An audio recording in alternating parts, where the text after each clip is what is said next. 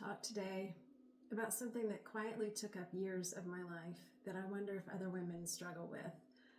And honestly, I didn't even realize how much space it was taking up in my life until I finally stopped. For a long time, I tracked everything. And I don't mean casually, I mean everything. I tracked every bite, every meal, every calorie burned. Food wasn't just food anymore, it was a math problem all day long. And for me, it didn't start with apps. It started long before apps were even in existence. It started back with paper tracking. I had a little notebook that I carried with me in my purse everywhere that I went, and a little fat gram booklet. And I would panic if I went over 20 grams of fat per day. And later it became the tracking apps, sometimes 2 at a time.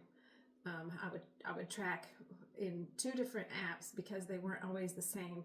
They wouldn't allot the same food with the same macros. And so sometimes I would average them together just to make sure that I was specifically on track. And that really should have told me something, that I had an issue. But nevertheless, it took me a minute to figure that out. But looking back, at the time, I told myself that it was about health. It was about discipline. It was about being responsible and being a good steward of my body.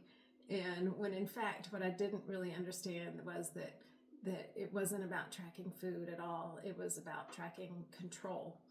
And food lived in my head all day long. That's what it felt like. That every meal was math. Every outing required planning.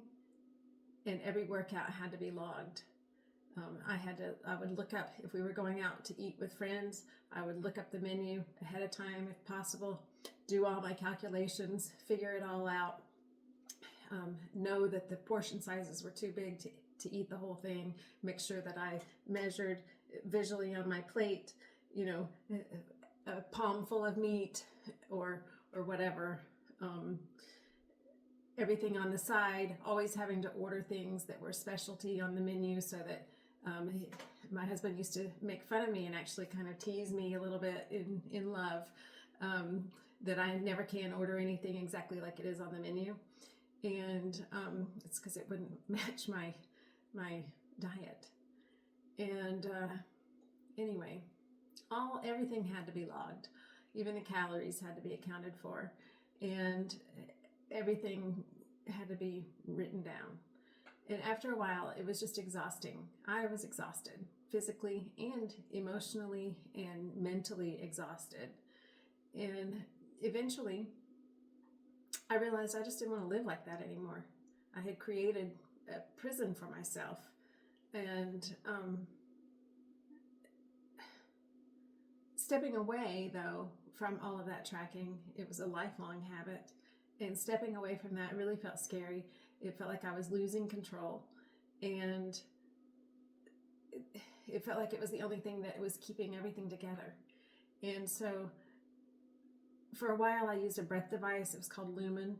And so I used that not because it was something magical, but it helped me feel like that every now and again I could spot check where I was tracking, and just to make sure that I was not falling apart, that I was still either burning calories or carbs, and it just gave me a little bit of reassurance when I learned finally to stop logging everything. And it was like training wheels while I was learning how to trust my body and how to learn how to eat intuitively.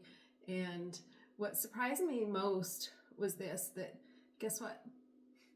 Nothing bad happened.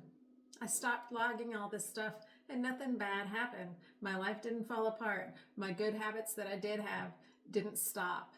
My body didn't spiral. My health didn't collapse. And what actually happened was freedom. I gained freedom from this obsession. And food stopped taking up all the space in my brain every day. And it became just a part of life again. And instead of something that I had to manage all day long, I could sit with people and just eat and actually be present with them instead of worrying about the numbers. And it really, truly was a relief.